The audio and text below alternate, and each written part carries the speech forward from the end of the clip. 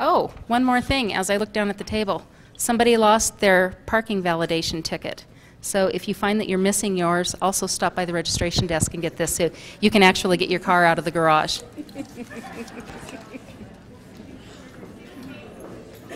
Natalie. Yes.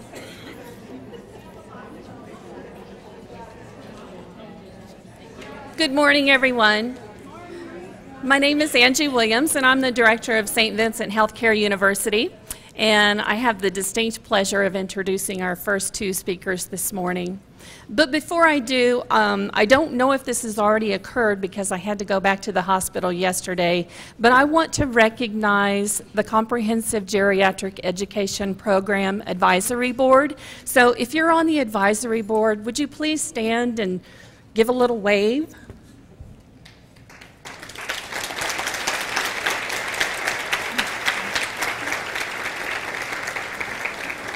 The members of the advisory board have literally put in hours and hours of work for the conference as well as some other activities that the grant supports over the past year.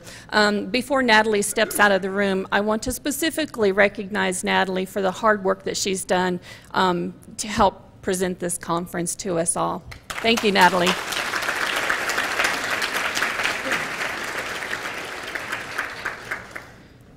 And Shirley.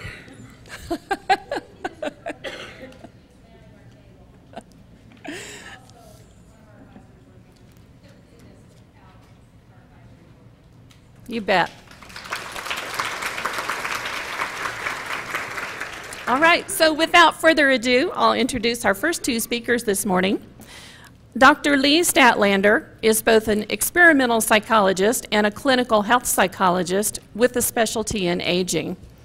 She was the executive director of Befrienders in Bozeman from 2006 to 2008 and was the president of the Montana Gerontology Society from 2009 to 2010. She was a professor at Montana State University in Bozeman for 11 years and has been a faculty member at Walden University since 2005. In 2009, she became the coordinator for the health psychology program at Walden. Dr. Martha Giles is from Lakeville, Minnesota, where she is a licensed clinical psychologist. She received her doctorate from Walden University in 2003 and has been a full-time faculty member since 2004 in the School of Psychology. She has worked with adolescents, families, county corrections, and international not-for-profit organizations. Pretty wide variety there.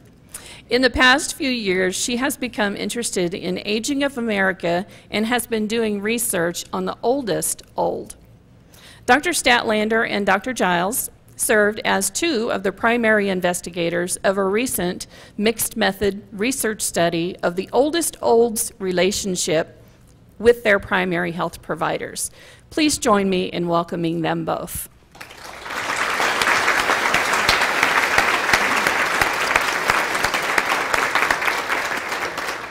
So can you hear me? Okay. I'm Lee Stadtlander, and as they mentioned, I was one of the PIs on this particular project. We're really excited to tell you about it. It was a fascinating study to do. We did it all online in terms of our co-researchers. So I think this is probably as cutting edge as you can get in the research field, particularly with aging. And I have the clicker, don't I? You have the clicker. Can you all hear me also? Okay. Okay.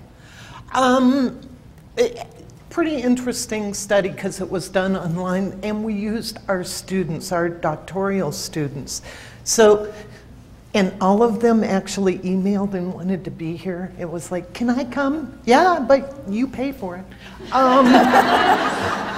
But Dr. Amy Sickle is a social psychologist and lives in Washington, D.C. And these are our students who helped out. And I've got to put a plug in for Walden because they did give us a presidential fellowship to do this research. They supported the research, which is exciting. And I have to also mention Veronica, the one that is down at the first end of that first column. She actually lives in Cyprus. And she did all of her research interviews online using Skype. It was amazing. So we're going to start making.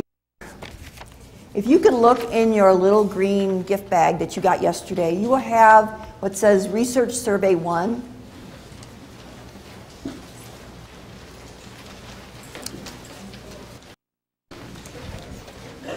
So what I want you to do is to take the 2 pages apart. So, and let me hit the highlights here for you.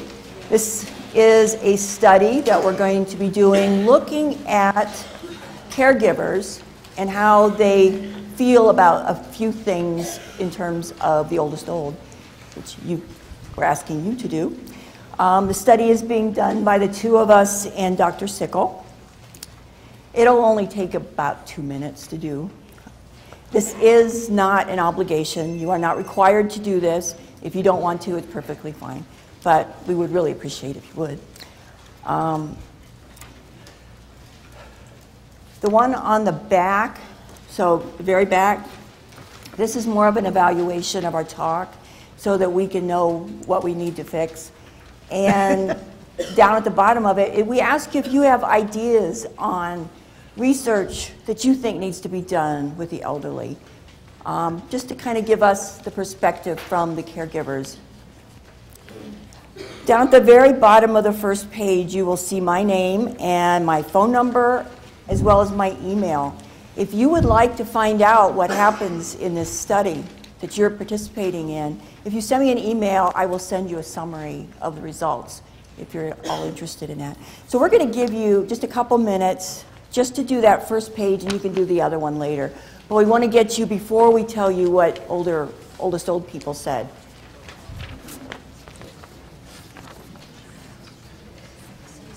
Sure. And again, if you're uncomfortable with this, you don't have to do it. We just thought, just too good an opportunity. Excuse the expression, but we had a captive audience of professionals to look at how you viewed things. And it's all anonymous. We're not going to use your names. So, but we could actually get a really good perception. We've been talking to oldest old for quite a few years now. Each and every one of them have a healthcare provider involved. So we thought, what a great way to find out what healthcare providers really feel. Now quit talking and let them write. Okay.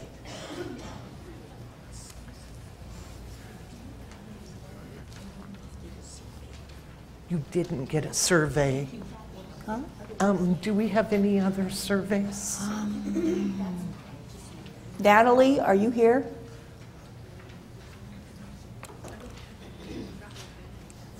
Yeah, we'll have to get that later because we don't have them. Questions? Some of us are missing the survey. Okay, let me see if I can. No, it's not over there. I need it.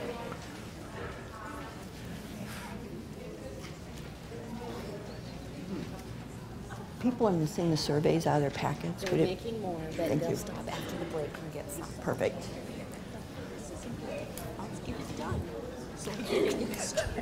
Okay, they are making more copies, and you can pick them up after the break.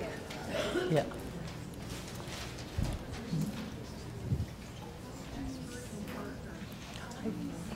I think.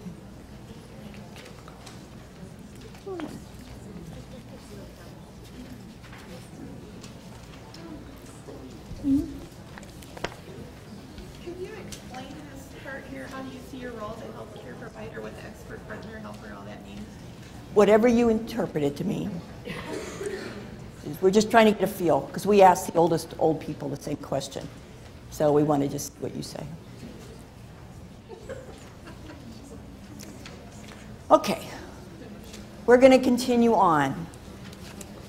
Click. Oops, that one. Thank you. Okay, so who are the oldest old? Obviously, they're over 85. And this always got me because I used to think that oldest old were like this very small percentage of the population. There are 42 million people over the age of 85. It's the most rapidly growing age group. Previous census, 38% growth. And think about it, baby boomers we're slowly getting there, very slowly in some cases. Of people over 65, 12% are over 85. And especially as this concerns to you all, baby boomers are almost there. We only got a few years to go before the start of the baby boom hits that oldest old. Can you imagine? I mean, think of all this stuff we've learned about baby boomers and how they impact the economy and impact buying and sales and healthcare, and they're going to be over 85. That's kind of scary, but also kind of exciting for people who work in the field. Administration on Aging says that in 2050, over 85 will be 5% of the population. That's huge.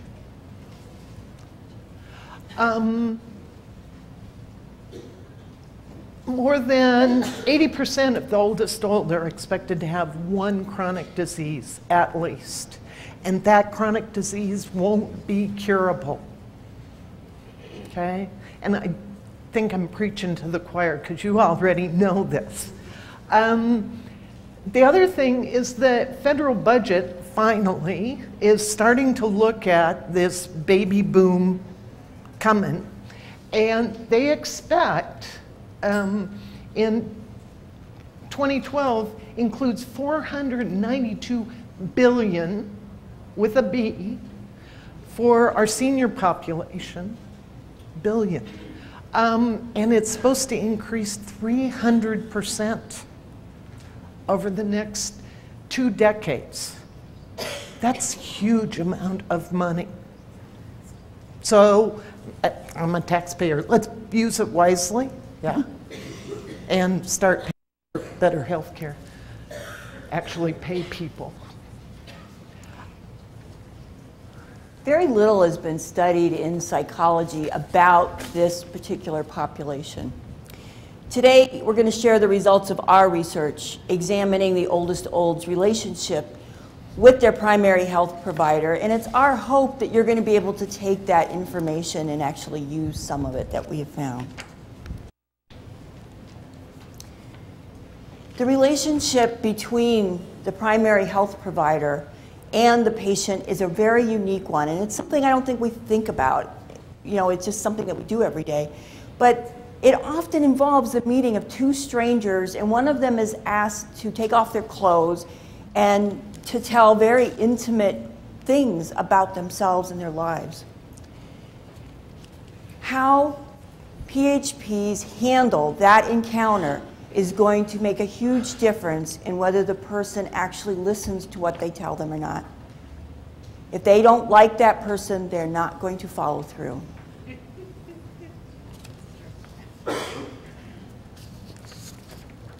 That's me. Okay. So one of the first questions we asked, well, how often do these people go to the doctor? I mean, that seems like a starting place. Well, it turns out that's really hard to find in the United States. CDC keeps records of how often people visit their doctor, but they don't separate out anyone over the age of 65. So you can't pull apart, you know, people over 85. All you've got is this lump of everyone that's elderly. So we looked at the literature. Walensky said that oldest old in their sample had fewer physician visits than younger people. And studies have confirmed that in Canada and in Germany. Walensky speculated that the decline in physician visits might be due to a general decline in mobility, that it's really hard for them to get out and go to their doctor. Certain amount of logic there.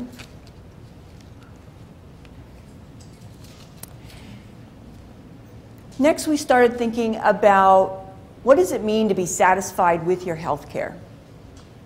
Well, it turns out there's been a lot of research on patient satisfaction. Lee and Casper found that relative to 65 to 69-year-olds, people 80 to 84 were less likely to be highly satisfied with their doctor. The older patients complained about issues with the physician's technical skill and interpersonal manner. And they kind of made this leap to ask, do elderly people become more dissatisfied with their health care as they age? So that was one of the things we wanted to look at. The sample that they used, however, were only limited to people under the age of 85 and not the oldest old. And they used survey data. They didn't actually talk to the people. So we're going to find that these are both things that are issues. As again, there's a lot of literature on patient satisfaction, but they tend to be young people. They don't necessarily look at the age group that we're interested in. Lee and I did a study in 2008, and we used a national sample, small sample, because we interviewed people, and it's hard to interview 10,000 people. So we asked people over the age of 85 a bunch of questions about what it meant to be oldest old. In some of these, you actually have heard in many of the presentations. They all said they felt younger than their age. In fact, we found a direct relationship with when they started having medical problems. If the medical problems started at 50, that's kind of where they felt. But some days they felt 30. But some days they felt 20. So, but they never felt 85 or 90. They do have social support, and I'm sure you all know that. We need to, I'm sorry, just to interrupt. You need to tell them that that was how they felt mentally, not physically. Yes, I'm sorry, that was mentally. Thank you. They do have social support. They have, whether it's staff, church, family, there was always social support in some way. And for many of them, you're their social support. Very small percentage were in nursing homes, and I'm sure you all know that, but I think the general population thinks once you hit 85, you're in a nursing home. In fact, a lot of 80-year-olds think that once they hit 85, they'll be in a nursing home. Not true. And they have a wide variety of interests. One of the men I interviewed was 94. And HJ, I was asking him about activities and interests. He was in an assisted living facility. And we were talking about the things he used to do versus what he does now. And I said, well, what kind of activities do they have here? And he said, bingo. And I said, so you like bingo? I didn't play bingo in my 40s. Why would I want to play it in my 80s? He was not thrilled with the activities that they designed for old people. Anybody ever heard of the idea of mixed method research? Okay, so we're going to have a little lesson here. There are two main types of research that people look at. One is quantitative, meaning numbers, and you get that through survey work, typically. So we ask lots of people, lots of information, and they give us surveys, just like you did. Just like you? Yes. The other type is called qualitative, and this is interviews. And so you go out and you interview people for an hour or whatever, and then you transcribe all the things they said, and then you can analyze that. You find themes of things they talked about, that kind of thing. Mixed methods is a very new way of doing research, and it actually combines the best of both. So you do both surveys and you do interviews. So our particular study is going to be looking at mixed method research. Realize that it uses a much smaller sample than what you have seen, if you've ever seen research on surveys. Surveys often will do thousands of people. That would be, as Marty mentioned earlier, that's impossible to do interviews with them. But what you are getting is kind of the same amount of data in the sense that you're getting a lot from each individual. So we talked to each person for an hour, and we had them complete a bunch of informational surveys, demographics, all that kind of thing. It does provide much more in-depth understanding of responses than you can get with surveys. So when you completed our survey, you may have thought, you know, nothing, my ideas don't fit that. And so what am I going to do with that? And you might write it on the side of the paper or something like that. But when we enter that data, we can't use those little side comments. All we can put in is the responses that we listed. So people that have other responses have more to say about it, you don't pick it up. That's, Hold on. that's you. Okay, I'm getting there. So our methods. Participants over the age of 85 were found through the co-researchers' social network. So what we did, we told our students, go out, talk to family and friends, find out who knows people over the age of 85. So you're getting a referral. But the rule is you can't know the final person you're going to interview. So we wanted that distance so we're not getting information from some people that we wouldn't get from other people. They had to be able to pass the mini mental status exam with a score of at least 23. 35 individuals were interviewed for an hour, and they completed a series of surveys, including a very extensive demographic and medical history form. So, who were our people over 85? 23 were between the ages of 85 and 89. 12 between 90 and 96, 6 males, 29 females, 2 self-reported as African American, rest were Caucasians. It was interesting, I like this last one. 24 were widowed, 7 were married, 1 was divorced, and 3 were single. However, 8 of this group reported that they had been divorced at one time. I want you to kind of keep that in mind because it comes into play later. When you're taking histories on your folks, the divorce earlier does come into play. What a lovely map. Okay. Thank you. The number of children they had varied from 0 to 9. Okay, and to give you an idea, we did get a pretty good cross-section. We kind of missed the upper Midwest and Montana. But other than that, we got a good cross-section of the United States because we were looking for things that were true for people who were over 85 that kind of were above and beyond geographic location. We wanted to see what applied to all people over 85. Education, as you can see, mostly high school, some college or trade school. Very few with extended or higher education, which is fairly representative of the U.S. oldest old population. There's slightly more females and whites, and education was comparable. So our group really did reflect over 85 oldest old in the U.S. The goal is always to try to match it to the census as much as you can.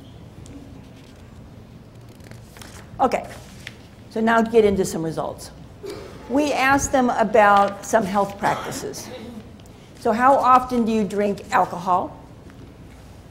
Most said never, but the ones that did tended to be male. Use tobacco, again, most never. 3 are still smokers. Exercise, most of them reported that they did regular exercise of some kind. Of course, we didn't go into what they were thinking about when they said that, but they reported doing exercise. We wanted to see about reading, because that's often a measure of cognitive ability. And most of them were still reading. They were more likely to be female. Gambling, a few are regular gamblers, and almost everyone eats meat regularly. We did find that it was more likely to have higher frequency with combining alcohol, tobacco, and gambling all together. So I would suggest if you have a smoker coming in this age group, that should set off a few warning bells that there may be an alcohol issue too, and it'd be worth looking at. One thing we didn't mention, and I'm not sure how that got left out, is this is a very healthy sample. Okay, we didn't have anyone that was in a nursing home. They all were independently living, which included a few assisted living facilities. So this is like the really healthy end of the spectrum of this age group.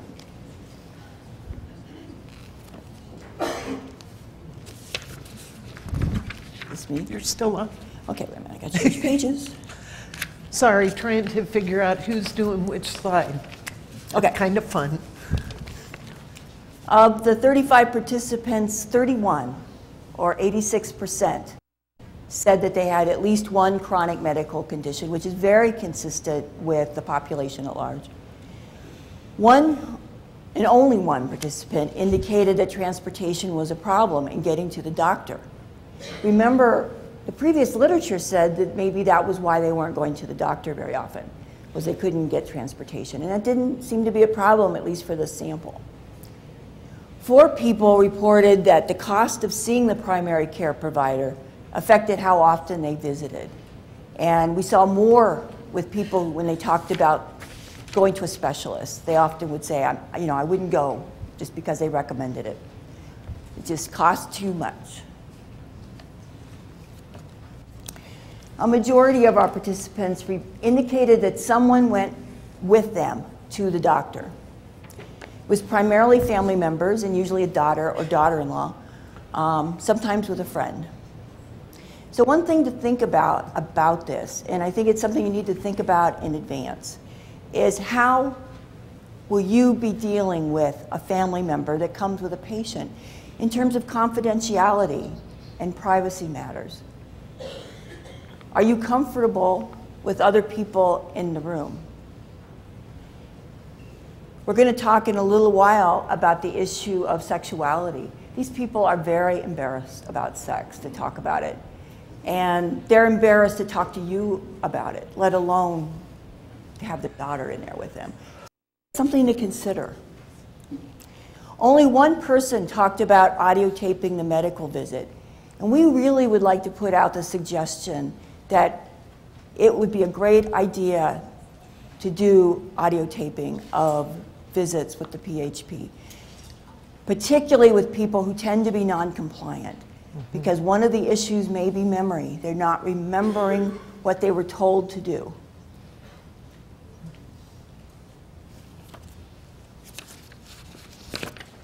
Still me.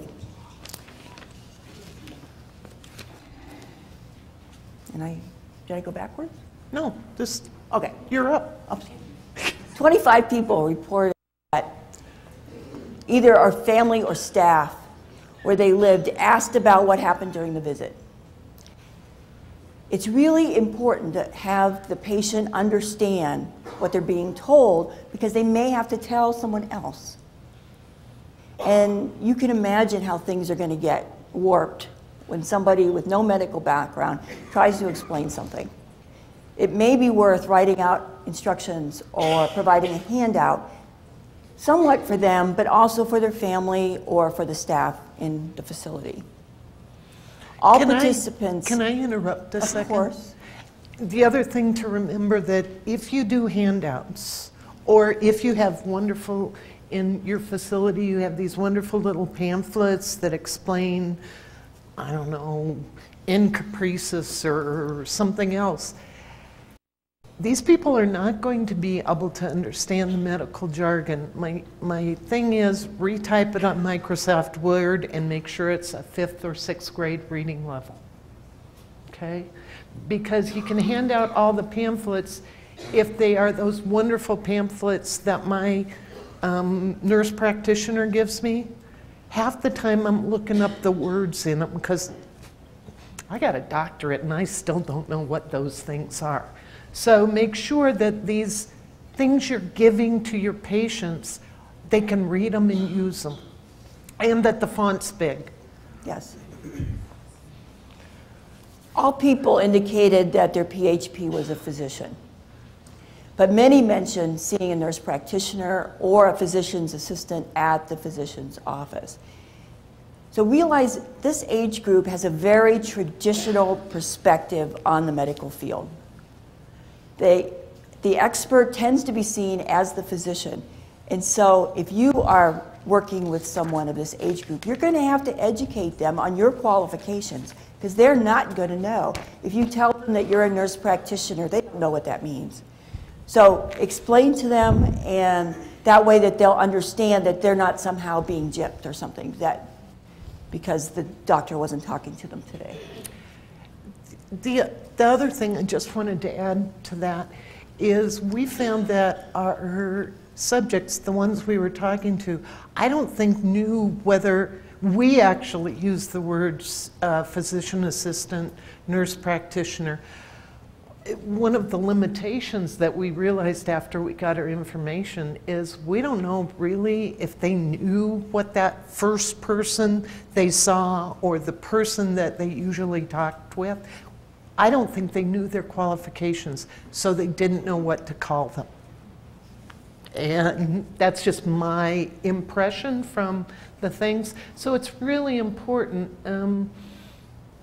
I'm not clear on LPNs, RNs, nurse practitioners, but certainly when that person comes in to take my blood pressure, I want to know that they're not just the receptionist filling in.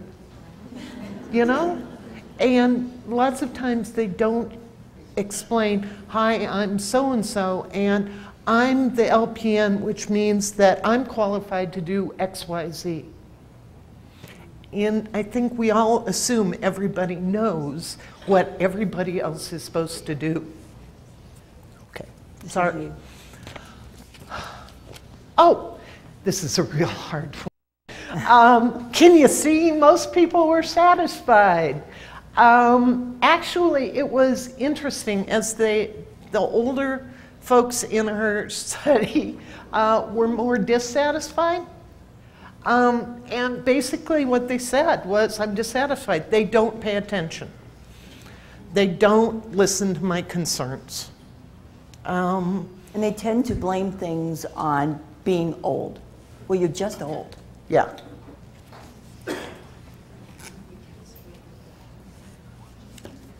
Okay.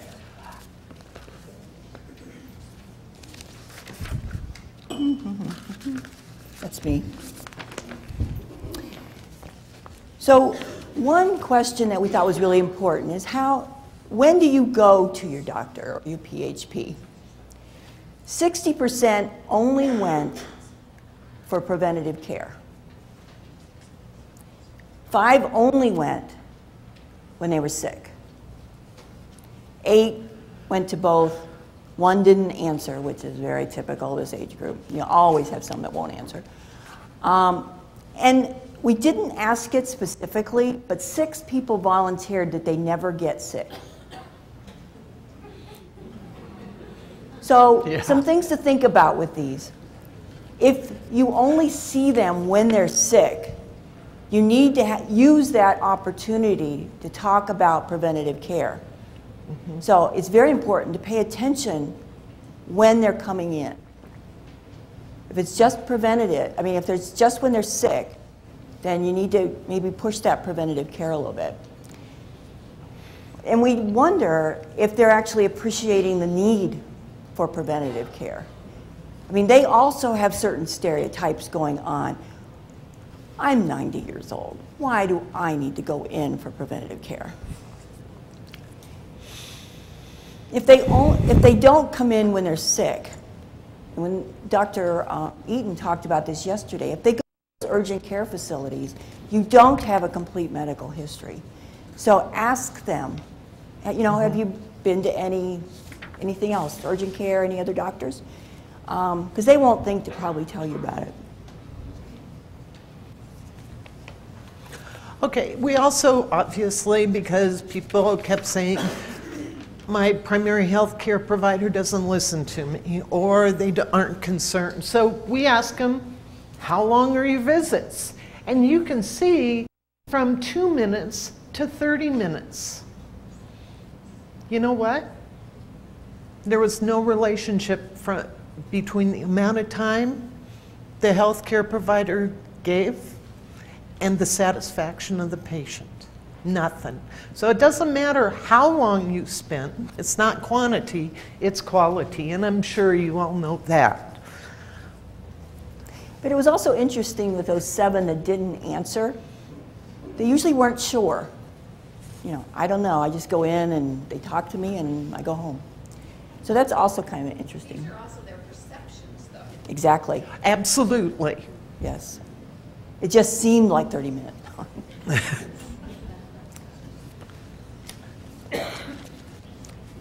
This one's yours. Oh. Would you tell your primary health care provider if you didn't like the way he or she dealt with you?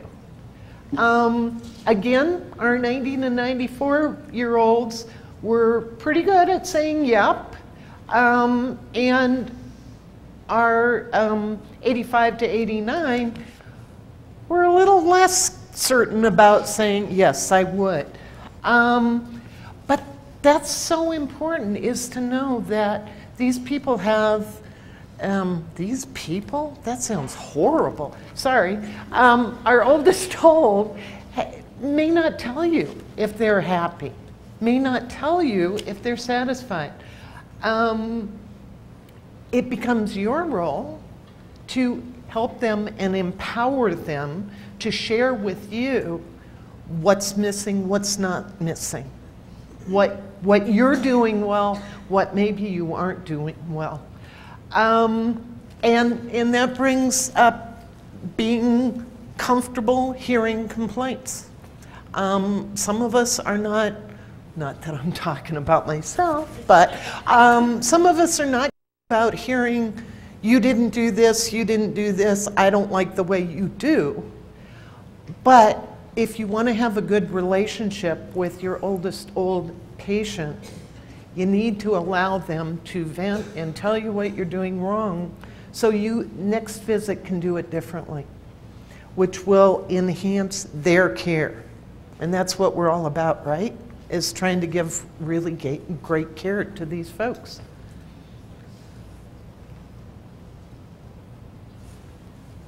Still me? Mm-hmm. Well, I get lost too. Okay. Would you ask your PHP about referrals to other doctors? So if the PHP said, I need you to go over tomorrow and see the cardiologist. Never. I mean, they just absolutely, okay, cardiologist, I'm there. Most of them did say they'd ask about it. What's that about? But again, we get into that confusion about understanding. So if the patient gets referred to a different doc or a different provider of any kind, make sure to state the reasons. Because, as we said, you're the expert, they're the patient. So a lot of times they don't understand why they're being referred. And if they don't understand why they're being referred, they're a little less likely to follow through. And I know we all hate this because I worked in private practice as a psychologist, and I started checking clients' insurance to find out if I could get testing or whatever. But some people, you know, they need to go to a cardiologist or an oncologist, whatever. But if their insurance won't follow through or will only pay a small portion, okay, they're not going to follow through. So find out all you can about your patient so that you're not referring for things that they absolutely can't do or can't afford to do. I think we've got a question. Did you break this down gender-wise at all? There wasn't any difference. No difference. And I just want to also say again with this, I think it's really interesting because to me this does not seem like a threatening scenario at all. I mean, your doctor says you need to go to a cardiologist. You say, okay, do you have any recommendations? I mean, I would just naturally do that. But for some people, that's very difficult. I mean, just going that extra step seems to be really hard for people. And I want to add one more thing. It is not only explaining what it's for, but why it's happening. Because sometimes if they get referred to an oncologist, what's the first thing the patient's going to think? I have cancer, I'm going to die. These are people who are going, well, I'm 92. I don't want to pay for that. I guess I'm going to die anyhow. I'm not going to go. So it's really important, whether it's preventative or, yeah, you're 92, but it's prostate and we can still do some things to make it comfortable. So make sure you explain to patients, I'm not trying to badmouth docs, please understand that, but sometimes docs say, okay, here's a referral for Dr. So-and-so, go, and then the nurse comes in and goes, okay, you ready to go now? Did you get your referral? And the patient goes, holy crap, I'm dying, right? So it's really important that we all follow up with these folks and let them know why, where, how, what, and check to make sure they can afford it. I mean, an easy question to ask is, how do you feel about that? Yeah. Nice psychologist question. Yeah. You know, are you feeling okay about going to see Dr. Smith? And that'll pull up problems often.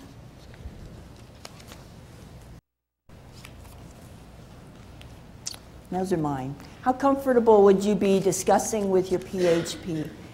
These are the toughest ones: sex and meds for sex functioning. As you can see, it's really spread out. We've got quite a few people there on that lower spectrum. A couple interesting correlations that we had. And again, correlation means just that they're related in some way. It doesn't mean cause and effect, but it's things that should kind of make an alarm go off. If they've ever been divorced for some unknown reason, they're less comfortable in talking about it. People in this age group in general are often very uncomfortable talking about sexual issues. Realize that there is a growing problem with sexually transmitted diseases in this age group. I mean, that's not something we have really seen much before. In 2010, 19,000 people between 50 and 90-year-olds had chlamydia. I mean, this is a real issue. So they're not probably going to initiate a discussion about sexuality. And it's something you need to think about. You know, are you sexually active? And with the advent of Viagra, we are seeing lots of stuff. I also want to add to this, we use chlamydia, but syphilis, gonorrhea, everything but HIV, AIDS, was on the rise for this age group. So it really is important. The other ones have small rises, but there's still an increase. And they're also finding a correlation with street drugs, which I find shocking, in elderly in general, that particularly for men, ones that tend to use prostitutes seem to be getting introduced into the street drugs. So heroin, morphine, I mean, those types of things. So realize it can happen in the age group you're looking at. Yeah, it goes beyond our kind of nice little picture of what somebody over the age of 75 or 85 looks like. I mean, we kind of think, I grew up thinking grandmas and grandpas. And certainly, grandmas and grandpas don't use street drugs or hookers. I'm just saying. Life is changing. We asked them how comfortable they would be in discussing incontinence and bowel issues. And we all know this is a huge issue for this age group. And we've still got a few that are not comfortable in bringing it up. Again, those ever been divorced are less comfortable. And I'm not sure why. I think we need to do more research to try to tease that apart as to what is it about their personalities. They may have been judged a lot in that generation for being divorced. They're less likely to bring things up. I don't know. People who stated that they never get sick were less comfortable. So they're only coming in for preventive care. Realize they may have issues they're not bringing up because they just aren't comfortable talking about them. Yes? I'm just kind of really amazed because my own, not a lot of experience, but it just, honestly, it sounds like they lie to you. I mean, I don't older people being very comfortable talking about depression, No. memory loss, body changes. I don't see them comfortable. Well, this is what they're saying, though. Keep in mind, it's not Yeah. really what they're doing. Right. It's what they're saying. Yes. So I would tend to think of everybody as kind of moving down that scale a little bit. But you got to go with what they told you. So. And even like my dad's 95, and he lives in Hawaii, so I don't have a lot of communication with him, but I do know that talking about, he would never say to the doctor, should I see a, he would, my dad's 95 years old, he's an old Army sergeant, and he would never ever say to the doctor, do you think I should see a cardiologist? He would wait for the doctor to say that to him because the doctor's the boss. Yes, I agree. And I think it's important to realize that most of these topics for them are in the abstract. They don't have these issues. So would you talk to your doctor if you felt depressed? Oh, of course. But if it came right down to it, that might feel a lot more sensitive than, when they're thinking about it in the abstract. Okay, keep it moving. Comfortable, would you be discussing depression, memory issues, body changes? Those ever been divorced? Again, we're less comfortable. People who stated that they never get sick were less comfortable. So really important to ask them about it if they come in just for preventative. And don't ask them if you've just been feeling low or you've just been feeling sad. That isn't enough. You need to really think about a depression screen because people don't understand all of the side effects that come into play with depression. That you can't sleep, that you may have loss of appetite. So remember that. Common occurrence in this age group, they probably won't be comfortable in initiating the discussion. And these are really serious indicators of medical issues, so it's important to talk. Okay, like with the depression, did you just ask them, do you feel depressed, or did you ask No, them we the asked. symptoms of depression? Nope. We asked them, how comfortable would you be discussing depression or bringing up depression with your PhD? Yeah. So you're finding out the problems of research. You have to be very careful about exactly what you ask them. And we just asked them how comfortable they would be. But that does not mean necessarily they're as comfortable as they reported. I think if you look at survey number 2, you might find a very similar question on survey number 2. How comfortable would you be talking to your patients about these things? So it was simply how comfortable. And we asked, how comfortable would you be, has your PhD discussed the normal changes that occur with aging? We really wanted to see if they understood what was normal and what is a problem. Only 5 people said that yes, their PhD had talked about normal changes with aging. 10 said a little bit. And an example of that, yes, we have discussed changes with aging. It was in a picking way. I told her, I said, you do get mighty feeble when you get a little age, and she'll go on about something like that. So realize, one other thing, 20 said no, they never get it. 11 get it from someone else. Often it was nurses that came into facilities or the senior center and talked about normal changes with aging. So good job on that. It's important that they get information about what is normal and what is not. Because they can't judge if that depression they're feeling, is that what everybody feels when they get older? Or is this something new? We do suggest brochures or information packets, some pamphlets, something. Written at a 5th or 6th grade level. Exactly. To let them be able to understand. So we wanted you guys to think about a little bit. What are the normal signs of aging in this population? Do you know them? And to think about those, how you can share with your patients. Yeah. Sure. Yeah. We also ask all our folks what they would like. More info from their PhD. Assisted living. I'm going to do a few that you kind of go, wait a minute, that's not the doctor or nurse who's going to tell you about assisted living. Sex gets a little strange depending on what they're wanting to ask. But depression and anxiety, incontinence, nutrition, and vitamin. A lot of folks wanted to kind of go holistic. I think a lot of 200,000 pill bottles in their cupboard kind of scares them. So is there just one kind of vitamin I could take that will make me feel better? Body changes with aging, exercise, medication management, sex. They really want more info. They want more info about what's out there and available for them and how to empower themselves. Because with information, they become empowered to take better care of themselves.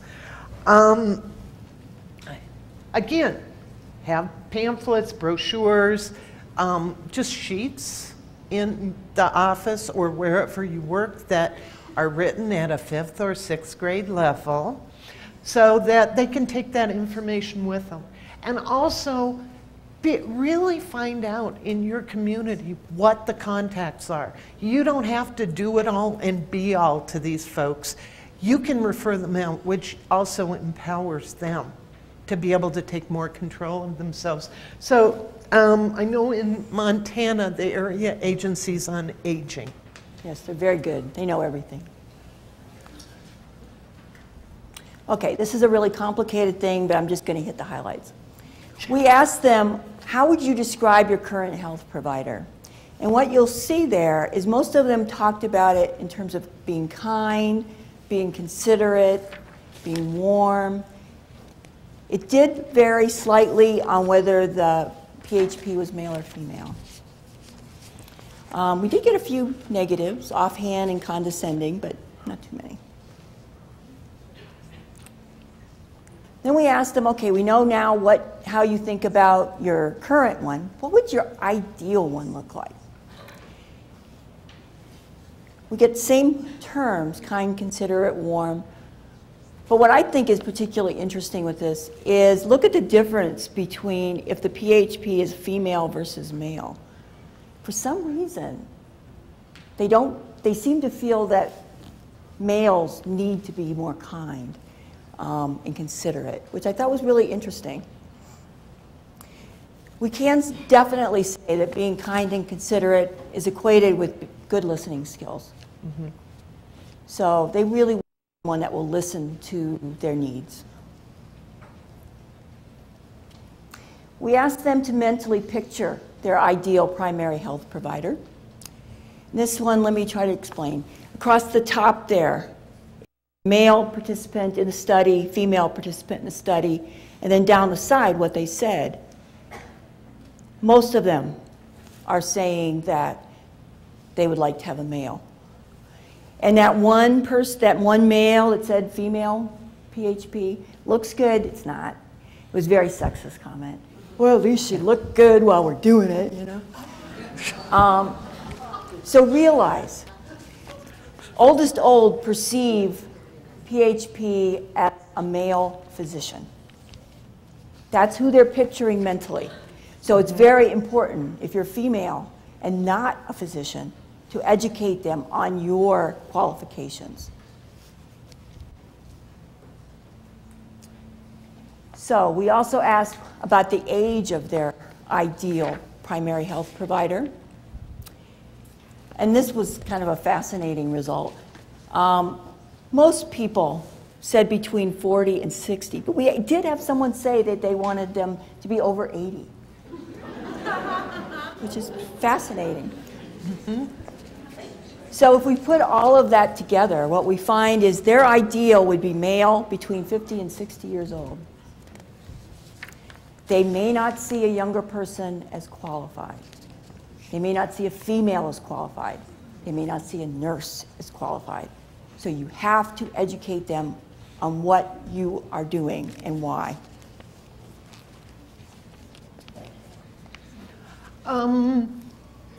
And somebody earlier asked this question, what do you mean between expert, all that? We ask our folks, just like you have on yours, how they saw their PHP.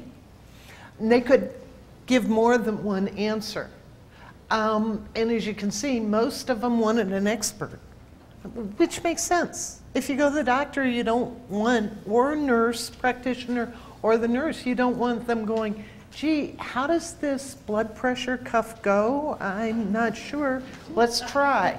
It's kind of dissuade you from feeling confident. I'm just saying. So they wanted an expert, but they also wanted a partner, a helper, and a listener. And they had a few more that they could choose from, but these were the things they really wanted. They wanted somebody who would listen carefully and give answers when they asked questions. They tend to be traditional. This age group tends to have been raised when men were doctors. The doctor always was right. Women were nurses. Nurses had to defer to doctors. It's really important to educate these folks that that's not necessarily the way it is today. Yeah?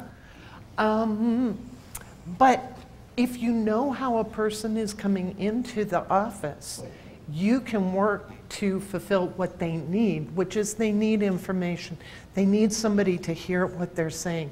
They need answers to their questions, and they need answers to the questions they're afraid to ask. And that becomes your role.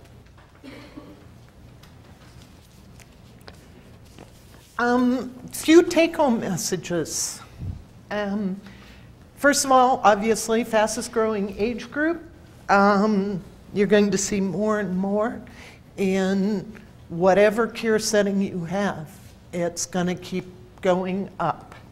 And let's face it, our older generation is living longer. So not only do you have new ones coming in, you got ones that you got right now staying. They feel younger mentally than they are physically. They have others in their lives that'll be involved in the medical care. Again, I know it's uncomfortable. I hated getting a microphone on today, so I hate listening to my voice on tape. But it's so helpful because they can replay it and go, now what did they say? How did they say it? And they can play that tape for their kids who are worried and saying, this is my favorite. And this is an anecdote. It's not from our research. But, you know, mom or dad come back from the doctor. Kid calls long distance and says, you had a doctor's visit today. What did they say? Well, they want me to go see the cardiologist. Oh my God, what's wrong? And all of a sudden it's, oh, well, the doc said I should go. I didn't know there was anything wrong. Oh Lord, maybe there is. What did he say about my meds? I can't remember. Am I supposed to change my meds or am I supposed to not? And all of a sudden it's gone because their kid scared the something out of them, okay? So audio taping is so helpful because they can replay and re-listen. They want information, but they may not have the words to ask for it, especially when medical profession talk in jargon. A lot of us don't know. Yesterday, one of the presenters kept saying MIs, and I'm going, MIs? What is that? Medical instruction? I would be, and she was lovely, don't get me wrong, but if somebody's talking about MIs and stuff, I don't even know the questions to ask because I don't think we speak the same language, right? It's like, well, I don't want to seem stupid because she sent me here too. I'm not going to ask her what an MI is. I'm going to go Google it. Okay. And identify your current perceptions of this age group. Are there areas in which you need education, information, or change in perception? We all have biases. When I did my first research, and I'm talking fast, when I did my first research, we asked people about their sexual encounters. People over the age of 85, we asked them about sex. I'm sitting with this beautiful little old lady who had just gotten her hair done, had pearl earrings, little blue dress, had her pearl necklace, sitting there, and we're interviewing. She told me some of the most incredible stories. My face was so red, and she was having a great time. Never occurred to me that she could have been rowdy. Who knew? But that was my bias. I just assumed she'd say, oh, my husband and I had a wonderful relationship. No, she was, so it's important to look at our own biases and what we think about this age group because it will affect our patient care. Absolutely. And we all have biases, and that's okay. And you can keep them. Just work around them. Questions? Yes.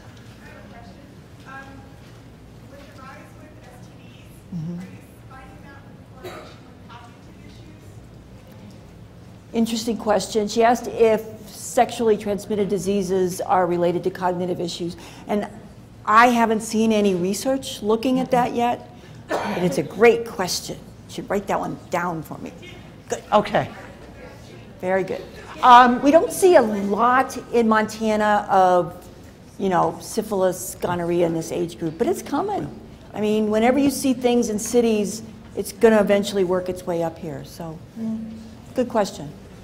The question was, are STDs related to cognitive decline? And neither of us have seen any research that would support that.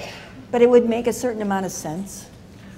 It also would make sense that the baby boomers who were in the love not war generation are a little less inhibited when they hit 60, 70, and 80 about...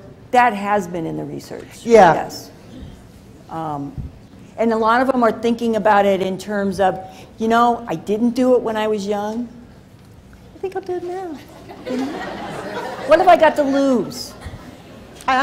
Probably not pregnancy, so Probably there not. you go. Other questions? I think we're about out of time, too. In fact, I think we went over. But thank you. Thank you very much. You can turn in your surveys that you did for us. There's a basket out in reception, and we really appreciate your help with this. We want to look at oldest old versus providers and see how you guys really do match up, because I think you do. One thing I forgot to tell you, sorry. That if somebody comes in with a family member or an escort, they like their PHP better. I don't know why, but I think it's worth encouraging it. They like their PHP better if they have someone that went with them.